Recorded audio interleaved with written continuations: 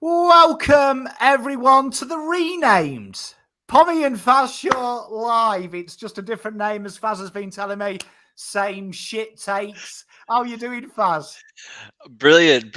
Love the new logos, love the new name. And as you said, new logo, new name, same shit takes, but it'll be brilliant. Good to be here. Well, we've got a new background as well. We got a bit of fucking Melbourne, just in its pomp and circumstance, the most livable city in the world 2 years ago. There it is. Mate, the coldest city in the world at the moment. It was bloody freezing today. Mate, it's a wee bit nivering. Well, we've got a real fun-packed show. We've got all sorts to talk about, but we're doing very controversial, a lot of fan engagement as well for you all. The rolling all Australian. So this one should be huge debate, this in chat, because no doubt we'll upset someone on the way. But we'll start with Mr. Fazz there. There he is, Fazz's full back line. Take us through your three miscreants. Okay, so my full back line, obviously Tom Stewart, as per usual, wonderful year, wonderful player, goes without saying. I actually found the fullback position one of the hardest positions to fill. Stephen May's missed some football. Wiedering's missed some football. I don't think Darcy Moore has been overly superb. So it was Harris Andrews has had a poor year. So I went with Stephen May, mainly because I think that's what they'll go with. And I had to fit Sam Doherty in there. A lot of people say Sam Doherty on the half-back line, but you'll see why. I've got him in the back pocket. I love a bit of Doc. I think he's had a great year. Well, I mean, the All-Australian is corrupt, so as long as they've spent 2% of time in the back line, they will play somewhere in the back line. Do you know what I mean? I'd imagine that Corey Durden is eligible based on their selections. I like it. I went a very similar flavour. Well, when I say that, I went a very similar flavour with your back line, but I went Sicily and Doc in my back line, and I went Sam Taylor. I think Sam Taylor's back end of the year has been sensational, and I'm a big fan of Sammy Taylor. Yeah, look, he came up in my thoughts, Sam Taylor, for my back line, but I think when you see my half back line, you'll be pleasantly surprised. But yeah, Sam Taylor just didn't make the cut for me. But what do they say? He's the 23rd man, which is about 15 of them. Half the AFL is. Let's have a look at your half-back line. Send in your comments as well. We've got Michael Bennett saying Tom Stewart's a lot for the back line. You'd imagine so. Let's look at your half-back line. Yeah, so Sicily, we both had Sicily. I've got him as just centre-half back. Sinclair goes without saying. Wonderful season. I think he's an absolute lock. And Jordan Dawson, which might be an interesting one to some people. I do feel like the All-Australians do like to throw in a bottom six player here and there. I think he's had a wonderful season. I mean, kicked the winning goal in a game, efficiency's up. And that's why I was able to move Doc to my back pocket, because I wanted to squeeze Dawson in, because I think he's had a real good year. Mate, I agree with you. And obviously you've gone with the AFL's usual thing. They'll pick a backman who kicked Carlton's arse. So Jack Sinclair basically St Kilda game, probably a walk-up start for the half-back line. I love it. I went a bit balmy here. Some people may be shocked here. As the queen of chat's getting a lot of love, big cows is in chat. I went Jaden Shaw, Nick Dacos, and Paddy McCartan, because I had a sneaky feeling that the AFL are going to roll back the years. Sam Doherty returned 2 ACLs, cancer. They're going to love doing them little montages. And then Paddy McCartan 2 years ago, do you know what I mean, was in a real bad way. Yeah, and now he's back playing football.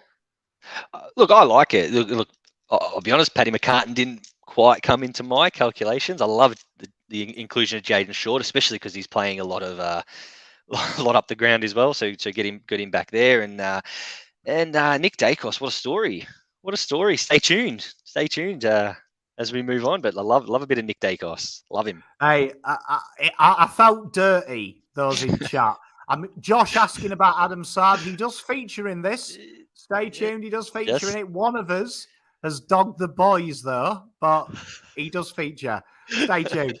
You'll be surprised who dogged the boys as well. You will be. Here's Fazz's midfield. Oh, the sexiest part of the ground, in my opinion.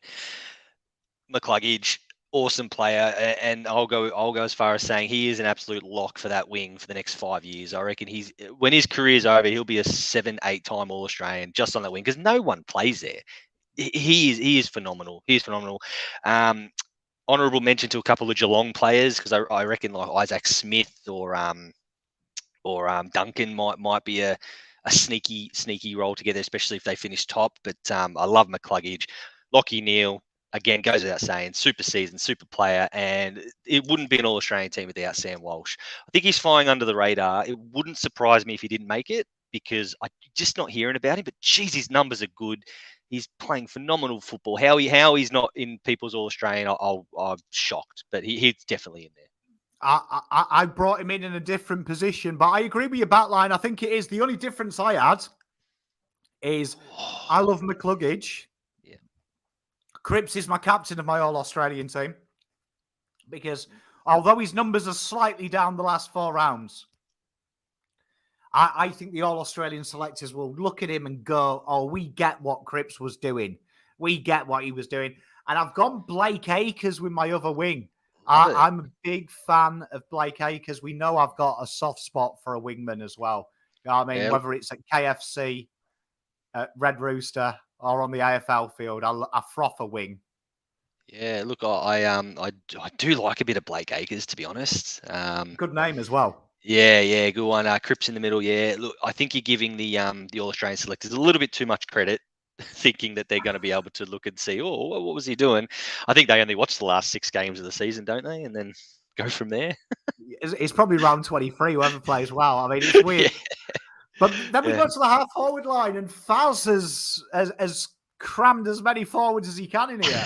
Yeah, I'm breaking against tradition here. Usually we try and squeeze midfielders into the forward line, but I do not like that. Look, I squeezed Petrarca in there, goal-kicking midfielder, beautiful player, can squeeze in on that half-forward line. But no, apologies, there's no Dangerfield in there, there's no Dusty in there, there's no whoever you can squeeze in the forward line, Jeremy Cameron and Charlie Curnow. A lot of people will be like, why Charlie Curnow not full forward? You'll soon find out. But Jeremy Cameron, Charlie Curnow go 1 and 2 in the Coleman, in my opinion, in either order. And what a half forward line. I mean, that excites me, that forward line. Well, I mean, really, we could play behind that. Yeah. You know what I mean? Let's be honest. You and me could be in the midfield and that still wins games. No, I love it. I didn't go Petrarca, though. I went the same. And again, I hated myself doing this. You can see that Pom hates some of these players as well. So I've been unbiased. I've got Shy Bolton there at half forward. Respect to you, Shy Bolton. He was my other 23rd player who I tried to find a spot for him somewhere, but I just don't like him. I don't like him, so you can see I've been really fair here. I have been. Yeah. So I know I've got a lot of opposition fans that tune in and watch us. I have been super fair here because I'm telling you, 4 players I can't stand are in my 22. So I have been proper a good host here. The full forward line, he's got some players here. Again, a bit of a Geelong fest here. My respect for Geelong's pretty high. Tommy Hawkins at full forward. I don't think there's a better full forward in the game at the moment. He's just the partnership with him and Jeremy Cameron is next level. Love their work. Tyson Stengel, big argument for recruit of the year. He's having a phenomenal season, and I put Charlie Cameron in there. Maybe not having the best season he's of all time, but I'm really big on picking players in their position. I think they're the 2 best forward pockets in the comp. Mate, I agree with it. And Stengel, that one hurts, doesn't it? Could have been a Carlton player. I mean, he wouldn't have been so bad, but he has got off. And Tom Hawkins, I can't stand the bloke. Do you know what I mean? Yeah. But I agree with it. And Charlie Cameron, definitely that forward pocket position, they like a flashy player, don't they? It's never necessarily the best, but if you're flashy, you've got a chance. I, again, had to pick someone that I hate. Yeah. Do you know what I mean? Stengel and Hawks, I agree with. Toby Green, though, he found his way in. He he's having a good patch of the season. I just couldn't get past the fact that he missed so much footy at the start of the year. I know that won't come into account with all Australian selectors, but for me, I had to bypass a bit of Toby, especially when he gets towed up by Plowman this week. So. Mate, I'm with you. I agree with Ben as well. Bailey Smith would have probably been in the side as well if he hadn't had his indiscretion. I agree. I agree. I had to think how you'd word it. You know what I mean? Hey, PC Pom on patrol. Yeah. Followers, this is where it gets exciting because you can just throw mids in, but what have you gone with? I found the ruck position the second hardest position to fill behind the full back because I don't think there's been a ruckman who's had a great season. I wanted to go Jared Witts, but I just think keeping in mind with 5 games to go, I think Max Gawn will play 5 games that'll kind of just get him in there.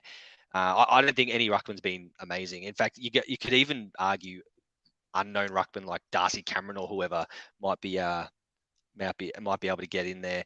Andrew Brayshaw in the middle. My pick for the Brownlow. He's had a great season, and Clayton Oliver just, I'm looking for balance in my midfield.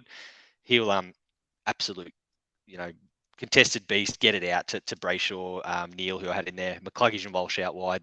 My midfield ain't getting beaten. So, yeah. Hey, look, that big statement. No, I think that's fair. I went a bit different, but I did bring Clary in. I did bring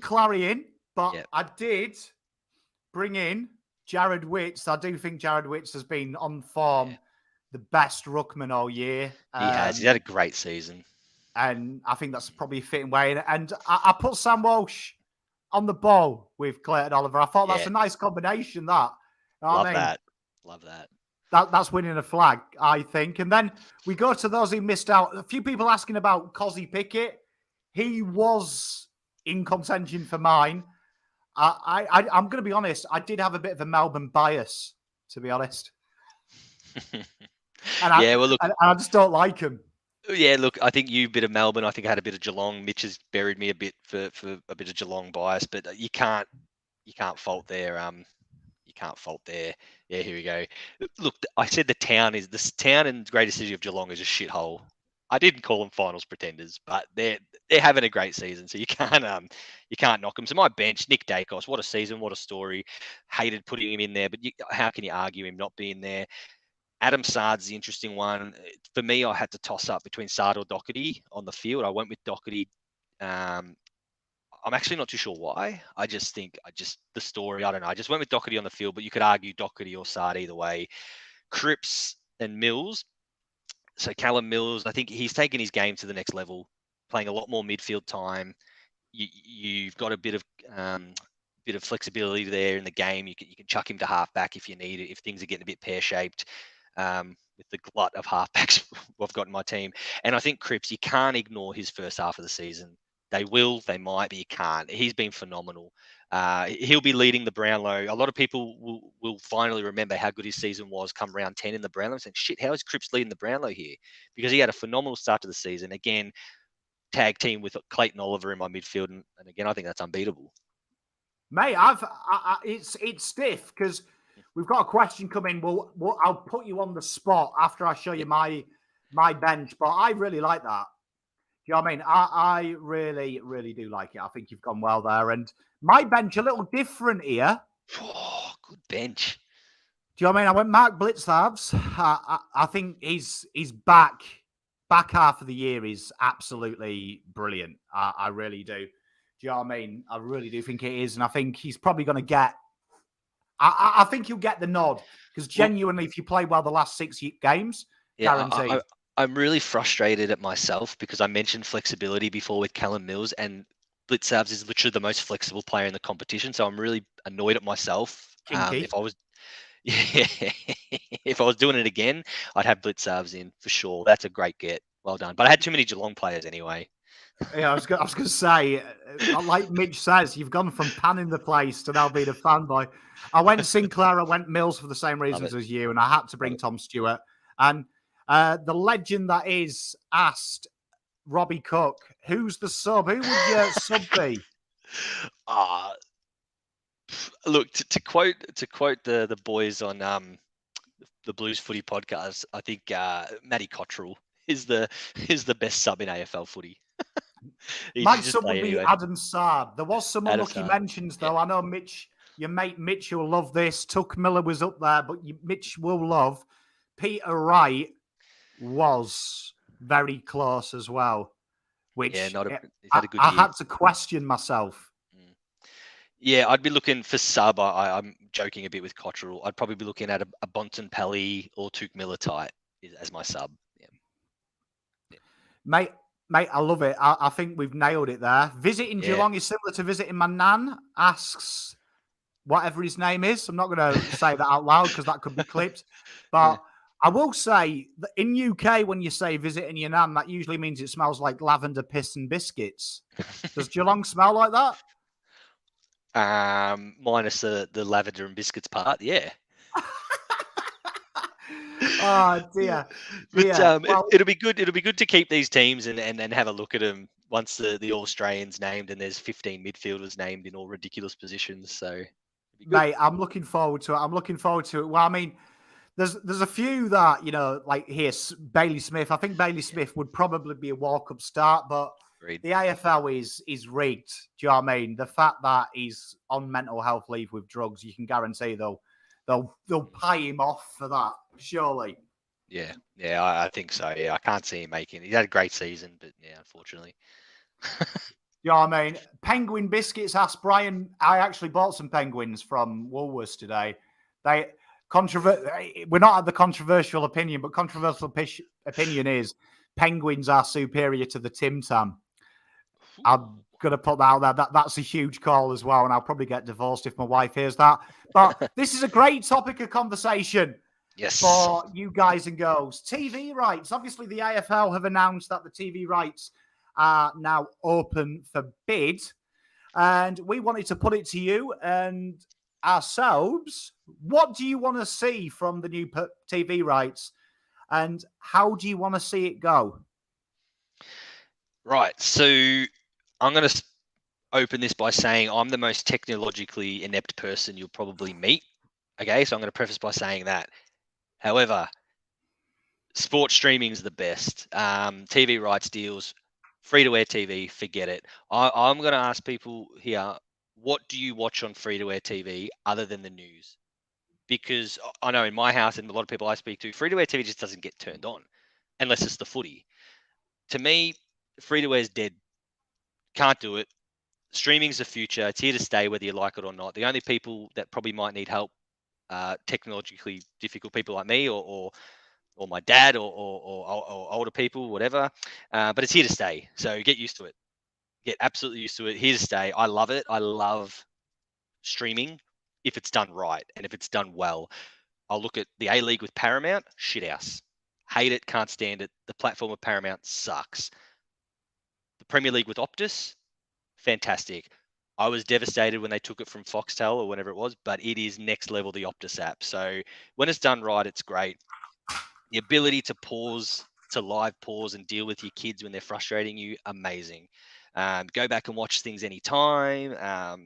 The one thing I'll say, what I want to see from the TV rights deal, right, is more shows. All right. The reason Channel 7 is dead is there's no footy shows, there's no highlights shows, there's no nothing. You turn on Channel 9 on a Sunday morning and it's just a bunch of meatheads making fun of each other until they actually get into the footy. The only half decent footy shows are on either KO, Foxtel, or at 11 o'clock at night on Channel 9. So yeah, streaming all the way for me. Mate, I'm with you. I'd love to see, I kind of would like to see definite, I wouldn't mind them go the UK approach with this, with like an Optus approach. So I'd love free to air to have a lot of the kind of family shows in the terms of, you know, like we have match of the day in the UK. So anyone who's been to Pommyland, Saturday evening, games have finished. You've probably gone to watch your team or you've gone to watch whichever side you follow. You come home, you have your dinner, teas on knees, you flick on match of the day, and that's all the games in 10-minute segments with a bit of analysis. a 20-minute feature game. It goes on for an hour. And then the games that were pointless, they just showed the goals and had a bit of a brief thing. I'd love to see it, though. Like, I think I'd love to see, and I don't know how this would work, but Gav nailed it here. I'd love to see something like a YouTube avenue.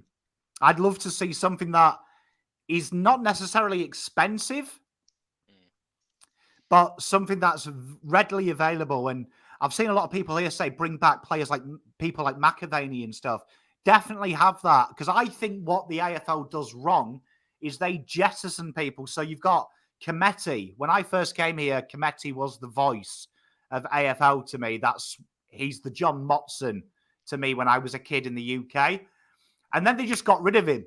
Where, to me, in the UK, genuinely what we've seen as well is kind of they've been pigeonholed. So you'll have McAvaney and Cometti, but then you'll have the next guy to take over, doing a lot of work with Cometti. So you kind of get familiar with him. Do you know what I mean? I think they just kind of jettison people out of the door. So I agree with that. And I want to see a bit more fan engagement. I want to see, we have YouTube shows now in soccer. So on Sky Sports, we have a thing called Soccer Saturday. What you have there is you have YouTubers as analysts from fan representation. I think the AFL, and I'd love to know what an Aussie thinks, but I think this is a working class game. Do you know what I mean? This is a working man's game, working class type sport. And they've forgotten about that. And I think that we need to bring that back. And I think that's what COVID, the AFL for me, has missed a trick, because people have been desperate to see the players, but now they're having issues getting them back into a routine going back. And why is that? A lot of my Aussie mates started watching a lot of EPL, started watching a lot of NBA, because that was still going on during COVID. And they've started to see that the engagement they can get being 2,000 miles away is huge in comparison to that. So for me, I want to see a lot more hands-on, because people want stats. People want to know what the players are doing. People want to feel part of it. And I think that this new revenue deal can bring something new. 100%. I agree. And look, we're relatively just scratching the surface here in Australia. Anyone who follows the EPL and all those things overseas, YouTube channels are massive. We got such a good following, and you've got such a good following on your channel and all that, and the fan engagement. I don't know about you, but I watch more fan-based content and listen to more podcasts than what I do the actual shows they produce. Because you know what? If I want to watch idiots stuff around, I'll watch Jackass. I don't need to watch Bounce, or I don't need to watch the Sunday Footy Show to watch idiots make fun of each other. It's stupid. It's pointless. Get to what we want. The best thing KO ever did, almost the best thing, and they didn't invent it, but the best thing they did was the KO minis. I mean, how good is it to just turn on? I could give two squirts of piss about a North Melbourne Richmond game, right? But how good is it? I'm just going to sit down and watch 20 minutes of highlights of a North Melbourne Richmond game, and you know what's going on. Those KO minis, all those types of things. Streaming all the way, and whatever platform it is. The most important thing is that Gil McLachlan goes out and says, "We're giving you the product for you to enhance it." That's the key. Here's the product. How are you going to enhance it? And Channel 7, you're shit. And mate, I'm with you. And I look at this as well. And I have kids. And when I was a kid, there was a lot of kid-friendly EPL shows. And there still is to this day in the UK. A lot of my mates in the UK now, we're old. We've had kids. We've done foolish things. We've grown up. But they're having a second childhood, because they do get up in the morning and watch the Saturday football show, which is Soccer AM to us. And that they've been really clever of how they've got kids back into a niche of enjoying sport, because they have footballers come on the show and do trick shots and a trick shot challenge. And there's prizes for kids to get your dad to take you to the park and recreate it. I'd love to see something like that for my kids as well. Saturday morning, we get up, we gather around the TV, we have our breakfast, and there's Dangerfield teaching you the two-step kick challenge. you know what I mean? And saying, send in your videos. And it's so easy now, because when I was a kid to send in your video, my granddad was like, cost about £2,000 from JVC to buy a video camera. Now it's just here. Do you know what I mean? I'd love something like that as well. And I think it's not, I'm not really bothered by who has the live TV, whether that's on Foxtel, Channel 10, 7. I watch the games on mute anyway. I'd like some extra stuff that really adds a bit of value. Because for me, when I pay my Foxtel subscription, I think it's bollocks.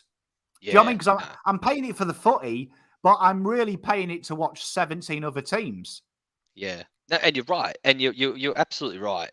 One of our family routines every Sunday morning is over breakfast. We watch the goals from the EPL overnight. That's one of our family routines. We love it. And I'm going to be brutal here. And I'm pointing my finger directly at the AFL players. If you want to be paid like superstars, megastars, then start acting like it. If it's good enough for the Premier League players to get on and do trick shots and all this stuff on shows, then get on there. Don't give me a bullshit loose handball or a bullshit 5-minute interview. Get on there, do these things. Become a megastar. Become a worldwide megastar. Streaming is the way to go. It has to be. Mate, I'm with you. And you know how weird it is? One of my mates was around here the other day, and I was watching the rugby show in the UK because I'm a big rugby fan. And they have a segment. They've got 2 former players and a former coach, and they get current players on, and they talk him through the game, and they highlight an area that he's good at. But then they get in local sides in the studio to recreate the skill set he's got and to explain why he does what he does. So it could be something like playing it inside centre and looking for the big Gary Owen high ball to get your wing to cut in behind. And he recreates it, teaches the technique, what he's looking for in game, talking through the analytics. How good would that be as well for us as fans to say, right, Cripps, you're the best at extracting the pill in the AFL. Talk us through what's going through your head. You get some your local kids into the studio. They recreate it. We get a bit of an understanding of how hard that job is. But also, them little things make or break it. Well, I can't remember which game it was. Was it before the St Kilda game or the Fremantle game?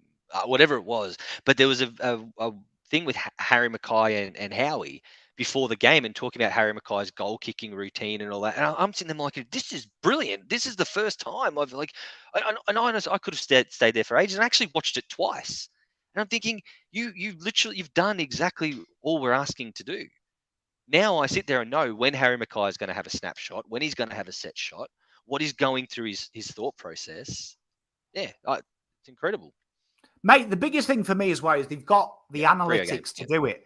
So, like, Eddie Betts, and I was listening to Eddie Betts the other day talk about Stengel and what Stengel's good at. I was thinking, wouldn't it have been great if they got him to show you what he means? So instead of him saying, oh, I like to use my center of gravity and then push off my left to create the space, why don't they do that? Like, why don't they just demonstrate it for us? Them little things, because nowadays we are in a generation like my kids want to know everything, And my little one's playing football, round ball at the moment, and he's obsessed with CDMs. And he is obsessed with YouTube and analytics of what centre defender midfielders do. So people like your mate, Declan Rice, he is obsessed with it, wanting to know how they run, leading patterns and things like that. Why don't we have that available to plan? Because being a content creator for AFL, it's so hard to get vision and content. And what's even more crazy is the AFL are so protective of it. I can use highlights from the EPL, and I've never had one copyright strike because I do it within their terms and guidelines of no more than 10 seconds. Do you know what I mean? I edit it up. The AFL, as soon as they see something, I've been pinged for just using their logo that's on a player's shirt, and I've had to write a report to get uncopyright striked. Mental how protective they are of it, because this grows the game. Oh, 100 exactly. It grows a game, makes everyone involved. The thing that what you're talking about with the kids. Now, someone I work with kids daily, and I'm telling you more and more and more every year, the kids are becoming more visual learners. I mean, I was literally doing a lesson today talking about information text and the words coming out of it. Mate, I may as well be speaking Japanese. But as soon as I pull up the book that we're talking about, oh, okay, I know what you're talking about. They need to see it.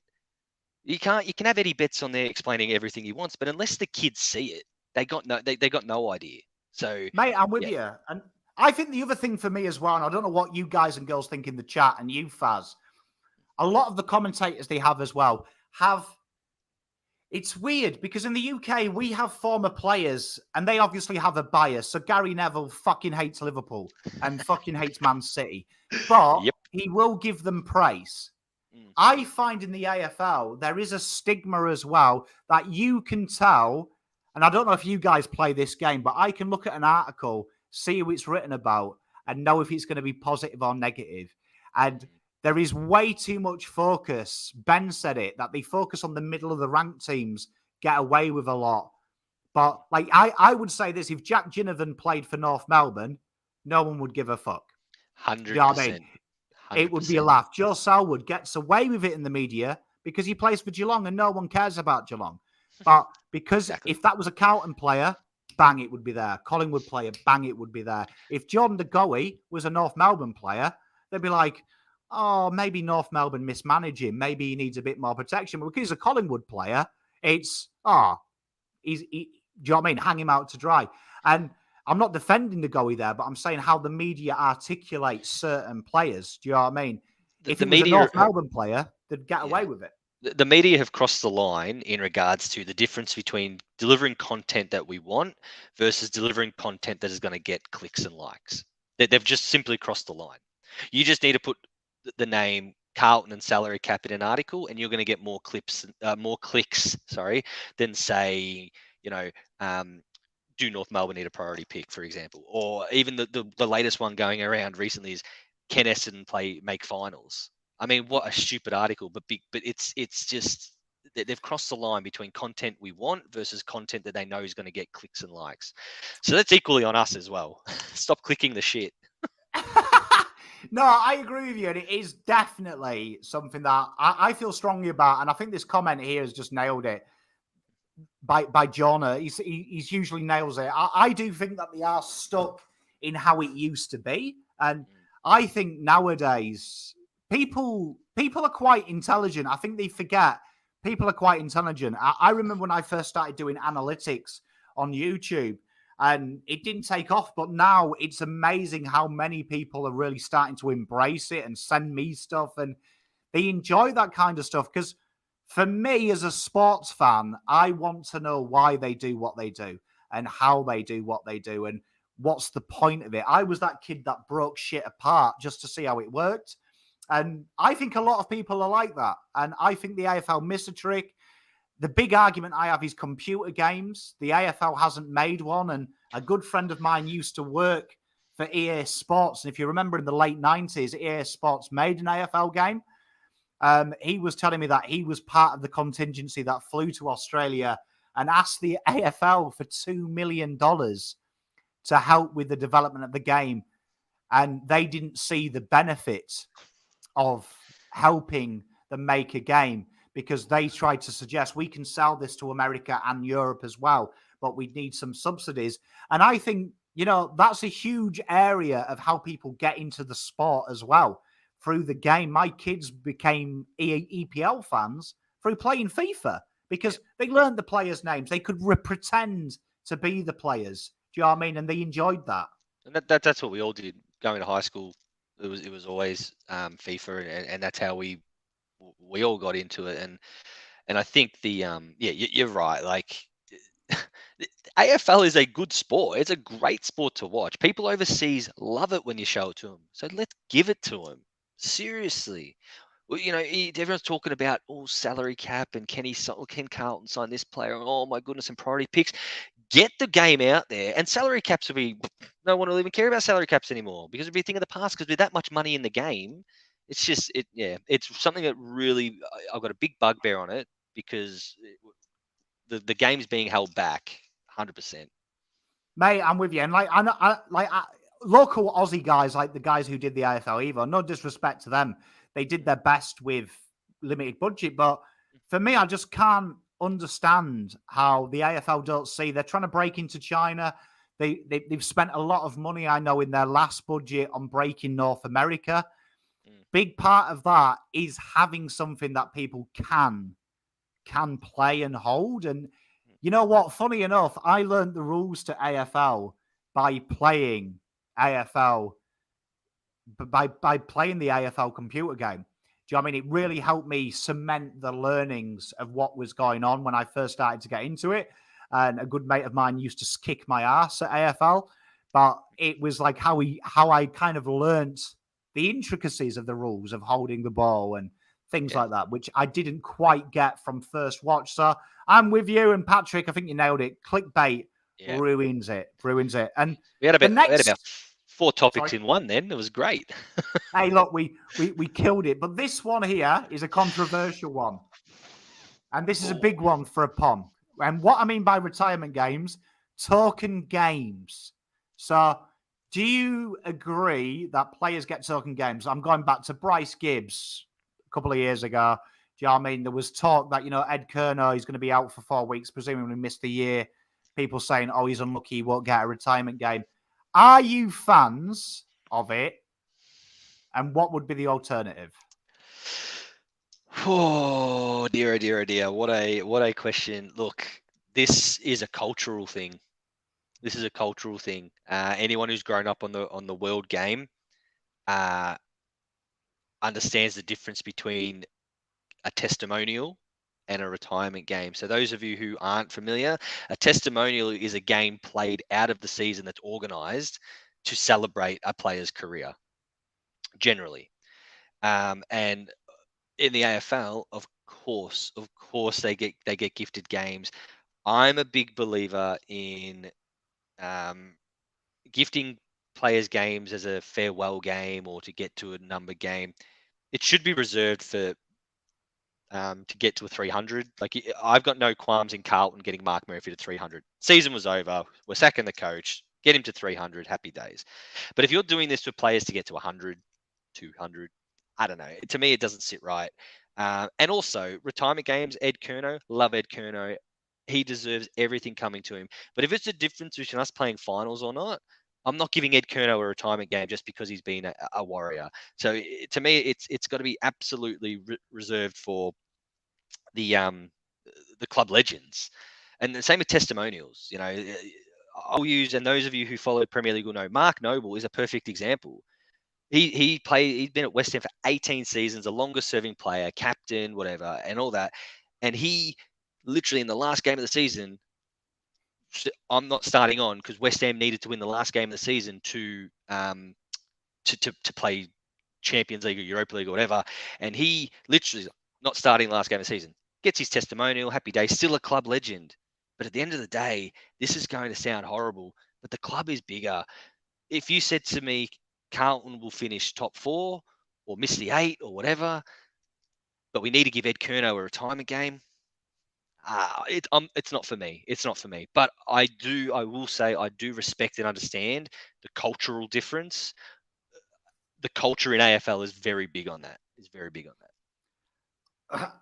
I go a different tack. I fucking hate it. I hate it for 350, for 300, for 250. And I'm going to validate it because I know people are going to come at me, right? Because it is a cultural thing. But for me, I think records are there to be broken, but they're there to be broken by effort and deserve. I don't think being there a long time means you deserve 300. I think someone like Pendlebury has been in the best 22 for 10, 15 years. Do you know what I mean? So he deserves that record, where to me, if you're pigeonholing someone 8, 9 games a season just to try and make a milestone, I think that lessens all the greats of the game for me, because I think milestones will be there to be broken, and I don't like it. The second thing I don't like about it is I think it weakens the league.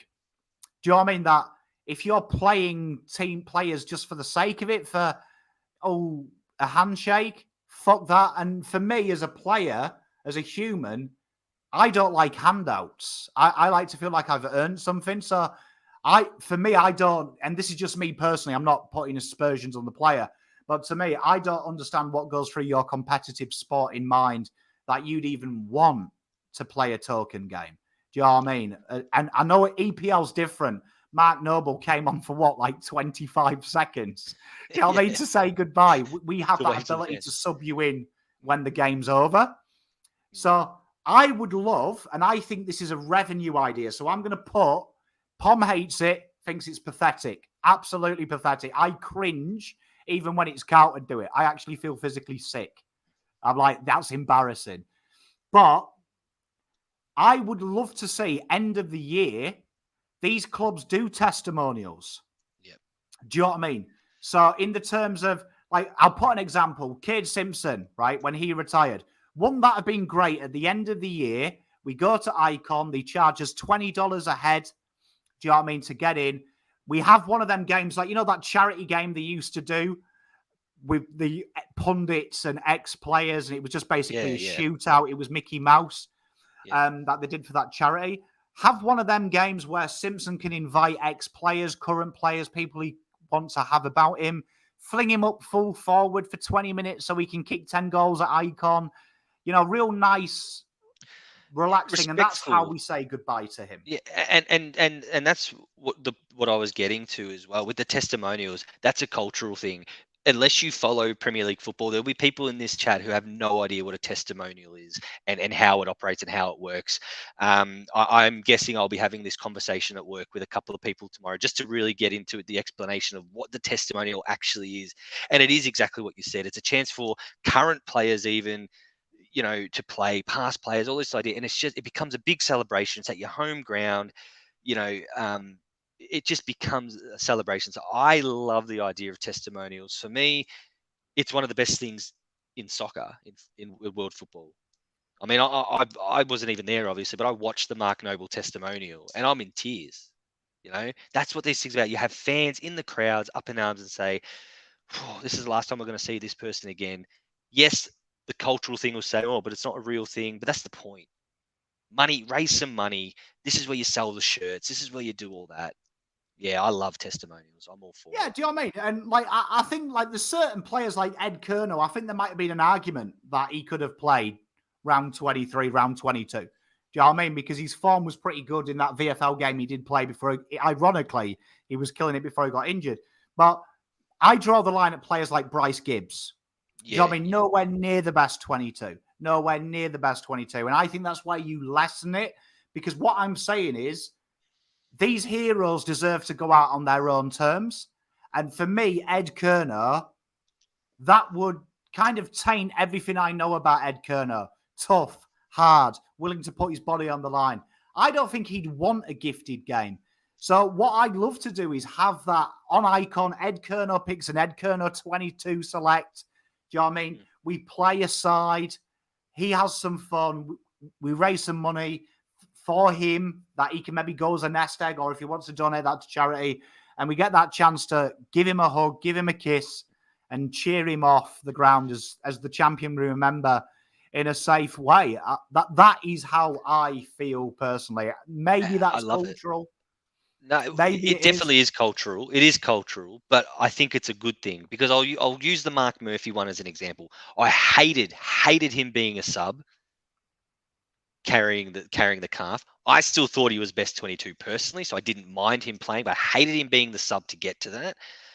But you look at Mark Murphy. The last time we saw Mark Murphy and said goodbye, we got beat by 100 and something points in Port Adelaide. See you, Murph. Love ya. You're not playing next week. What a disgrace. Like, he's the type of person that a testimonial would be perfect for, because the last time he couldn't even have his family there because of COVID. And the last time Mark Murphy pulled a jumper on for the Carlton Football Club was in a 100-point loss in Port Adelaide. That's why testimonials are important. That's why they're good. Mate, I'm with you. And I just think for me, you want to say goodbye to your hero on their terms. So, like, someone like Bryce Gibbs, how cool would it have been? Icon Park, plays a half for Carlton, plays a half for Adelaide. Eddie Betts the same, plays a half for Carlton, plays a half for Adelaide. He invites 30 players that he played with at Adelaide, 30 Troy players he played Menzel. with Carlton. And it's exactly like them charity games. Do you know what I mean? The Whitten Trophy we used to see where there is no physicality. It's a piss take. I went to that State of Origin just before COVID, and that was the least contact I've ever seen. Do you know what I mean? They were literally taking the piss. So you could do it in a very safe way. Yeah, no, I love it. Great idea. But I agree with Jonah here. This is my argument. I don't think there's enough ruthlessness in AFL. You see it in list management. You see it everywhere. Do you know what I mean? Oh, let's do you a deal and you'll scratch mine.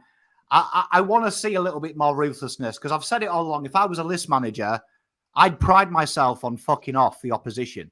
Do you know what I mean? Like, I'd pride myself. And when people say, oh, but Pom, they won't trade with you. Have you seen the AFL? If a player requests to come to you, do you know what I mean? The mental health card gets played, doesn't it, by the media? Oh, Essendon won't let him go to Carlton, and he said that he wants to go there.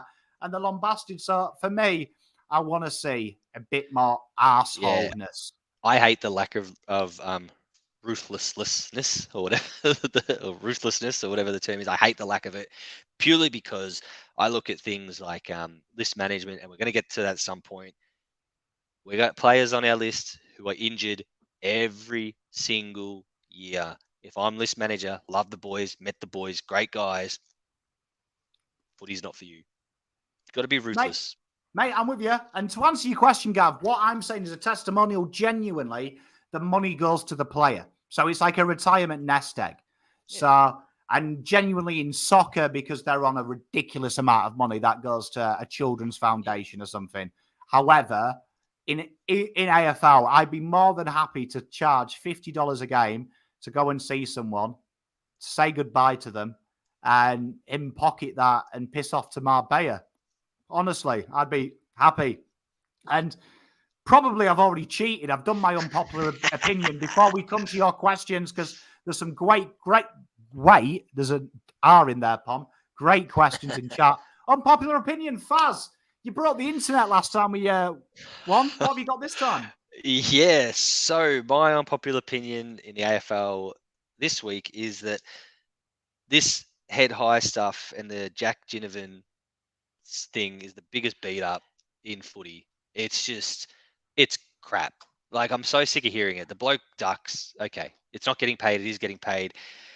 This AFL rule reminder is the most stupidest thing I ever heard, because now the only thing we're going to be talking about every freaking game this week, the only thing we're going to be talking about is, do you reckon he lifted his shoulder? Do you reckon he ducked? Was that a head high? It fucking drives my head in. Sorry for the language, but it drives my head in.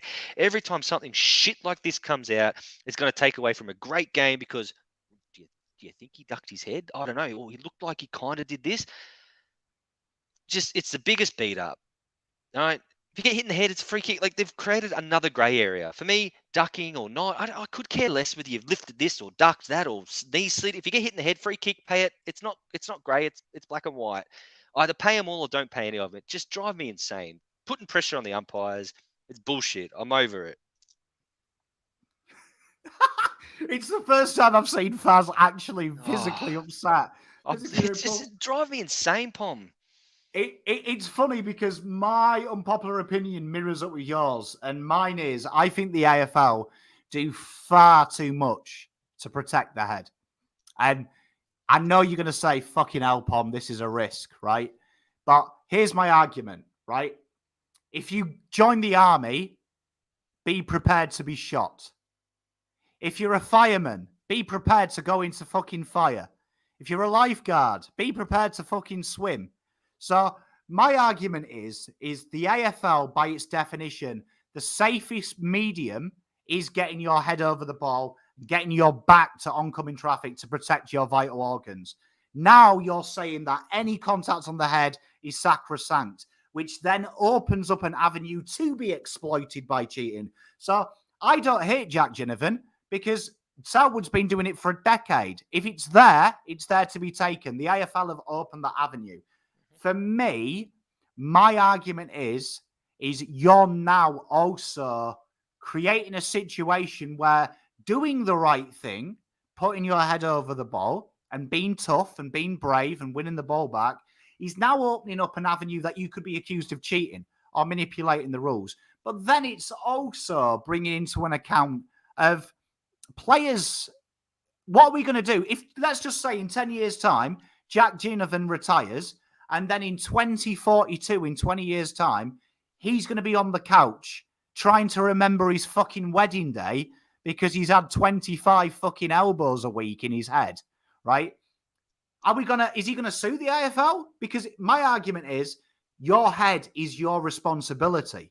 So Jack Ginnivan, Selwood, is using his head to gain an advantage, which for me is pissing on the protection that we have. And rugby is very clear on the protection of the head rules that if you take the piss, they warned players who took the piss that eventually the referees are going to create a reputation where they don't pay it. And then if you get killed in the field of battle, that's on you because your protection then goes. You have a responsibility to protect your head and play fairly. Do you know what I mean? For me, my argument is Ginnivan now, because of this media furor, potentially is more at risk than when he first started playing because umpires are going to start going, he cheats. Where then now you've created a grey area on what was sacrosanct. And you're spot on. You're spot on. And I just think, as Mitch said, you know what you're getting into. Okay. Accidents will happen. But basically, what I'd be saying if I was the AFL to Jack Ginnivan and Selwyn, whoever does it, is, or to all players, you say it at the start when they sign the contract. If you are going out of your way to put your head over the ball and duck your head, that's on you. Reece Matheson for Brisbane, that's on you. Don't come to us if your neck gets broken. Don't come to us when you get concussion. No one's telling you to go in there and stick your arm up and get your head ripped off. No one's telling you to do that. All right? That's on you. But yet the AFL will change rule after rule after rule. And I mean, we teach our kids to say for every action, there's a reaction. For every single time the AFL change a rule or make an interpretation, there are smarter people than them sitting there saying, how can we exploit this rule? And you can always find a way to exploit a rule. And the head high one is exactly that. How do we exploit the rule? Okay, well, let's get our players low, milk some head high free kicks. So the AFL clubs are actually saying, sticking their nose up to the concussion things and saying, we don't care. We want to kick the goal. So the AFL comes in and changes the rule again. And again, it's just, should just blanket your head, your responsibility, unless someone king hits you.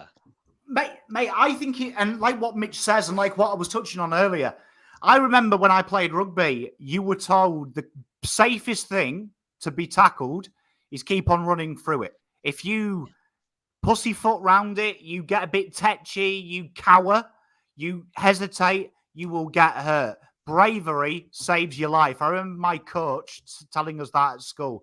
If you're brave, you won't die. If you hesitate, you're dead because he's going to tackle you the way he's trained to protect you but win the ball back. So if you do something messed up, you're going to get hurt. And I think what you're doing now is you are creating it. And it's weird because I was watching my kids play the other day and they were actually practicing head high. Do you know what I mean? They were actually, because it's become niche. And I'm thinking, this is crazy. One of these kids is going to be fucking clotheslined and die because it's become a huge thing. And I think you made the perfect point. The worst thing that Jack Ginnivan can do now, and I don't hate Jack Ginnivan, right? I hate him because he plays for Collingwood, but the worst thing he can do now is change the way he plays. Because you know what? If he gets his neck broken on the weekend because he's not lifting the elbow, the shoulder up, and he just goes in the tackle like that and gets his neck broken, that's on you. Right? And that's also on the AFL for saying, Jack, you've got to stop doing this. You're tinkering the rules. And this kid's going to get his neck broken because you're trying to make him change his natural instinct, which is to do that. Mate, I'm with you. And for the record, I don't mind Jack Ginnivan doing it. Because it's there to be exploited. If the AFL are that stupid that they've created there, that's what you've done. That's what you've done. But I wish more Carlton supporters Carlton players got free kicks for stuff like that. Our players just aren't smart enough. Exploit the rules, boys. Come on. Mate, it doesn't matter how you win, as long as you win. Do it. Mate, take that from a Pom. Well, we've got some great questions in. Michael Bennett here. This is a good one, because I think this is a very niche thing in the AFL. The mental health card. So I don't know the mental health side issue at Carlton, but he's on about Tom Williamson. So Tom Williamson obviously recently retired from football and then a week later signed for North Melbourne. There it is. And he called him mental health issues. What are our thoughts? What are your thoughts on that? My immediate thought was the optics don't look great. Okay, that was my immediate thought. My other thought was it may have been mental health in regards to jobs can be stressful. It'd be like me saying, my job is stressful. I'm going to quit my job and then do relief teaching in 2 weeks' time. That's no different. So I actually sympathize with Tom Williamson and I don't understand the hate he's getting because basically he's just saying, mentally, I can't deal with the highest level. So I'm going to step away and go play the lower level. And you can say, oh, he was playing VFL anyway. He was playing VFL. No, but it's different. He now gets to train 2 days a week. He can go and do something that he enjoys. So I don't get the hate that he's copying because we would all in our jobs, if we're at the highest level in our job, would think, okay, I'm not coping. I need to step away. And I did it. I did it when my daughter was born. I stepped away from full-time teaching and I became a casual relief teacher. It's no different. I've got no issues with it at all. Not one. Mate, I feel the same. I've had many managers at my work take management positions, realize that the higher level of responsibility and all the bureaucracy that goes with the position is a bit too much and they've dropped back down a tier or they've resigned and then ended up going back as a sales associate at a rival company. I look at it this way as well as a business. If I was Carlton and Tom Williamson had come into my office and said, look, Pom, honestly, I don't feel well enough to play AFL football and the pressure's getting too much. And I'd be like, yeah, okay, cool, I understand. And if he said to me, is there any chance though I could help you guys through the VFL? I'd say absolutely fucking not, because the VFL for me is for our team and building up the next generation. So I would look at Tom Williamson and go, look, if you're not willing to be on the list to be a senior player, go and do that elsewhere and waste someone else's time. I know that sounds harsh, but for me, I like the way that the club has handled that because they could have put him on the spot. And for me, that's a big, what's the point? I'd rather us now plough time into Domaku, plough time into the next kid, because potentially if he's there and he doesn't want to play AFL football, that could be Jack Carroll's midfield time. You're so right. Because at the end of the day, the industry's got to get mature about this. And I see people potting Carlton saying, oh, there must be something rotten at Carlton because a bloke left and then signed with someone else. At the end of the day, it's just mature about it. The bloke didn't want to play AFL football. Cool, no worries. He wants to play VFL football. It's no issues. Mitch, mate, no, they can't. Mate, it doesn't surprise me as well. And I know a few ex-players that were around the club and did nothing in 4 years and retired. And a lot of them do express they wished they'd come to terms with it earlier and done something else with their life and just played at state level and had that 2 days and then that 5 days to live a life and really protect their future. So for me, I know people, the one thing I hate hearing is the mental health card. I always think that's very dangerous. And I think Gav makes a point. You don't know what someone's going through. The amount of people I've had at work, without going into too much detail, talk about they've gone on mental health leave. And I've heard people suspect going, oh, he's fucking fine though, Pom. He was on Instagram the other day down the beach. And I'm like, yeah, just because he goes to the beach doesn't mean he's struggling. Do you know what I mean? It doesn't mean he's struggling. And it can come and go in different ways as well. I mean, everyone suffers it in different mannerisms. One day you can be fine, the next day you're not. And this thing I'm saying that, he shouldn't be playing. It's not like he's playing for North Melbourne. If he signed for Port Melbourne or Coburg, would anyone care? It's the same thing. He's playing for a different league. Like he could sign for Wallen. He could sign for, Bundoora, whatever. Just because he's playing for North Melbourne VFL, it's not like he can lace up for the AFL club tomorrow. Like, come on. I mean, it's done. It's done. Mate, let the boy live. Let the boy live. Mate, I'm with you. And best of luck as well, Tom Williamson. If you are watching this, mate, we're all behind you. Because, I mean, you also don't know as well, is it something at Carlton that's affecting his mental health as well? It could be something that's happened at the club, something that's been said, something internal. We just don't know as well. Do you know what I mean? Like, I work with people that have left because they hate people at work and they're so high up. There's nothing we can do to get rid of them. And they're not bullies. It's just them. Do you know what I mean? It's just them. And so you just never know. But I love this from Gav. It was in reference to what we were talking about. I think, and I know Bugsbell's in chat and Ben and a few of you are really getting into it, Michael and Mitch and stuff, about the rules. I would love to see the AFL have a lot to do with someone like what the rugby have, where they get the captains.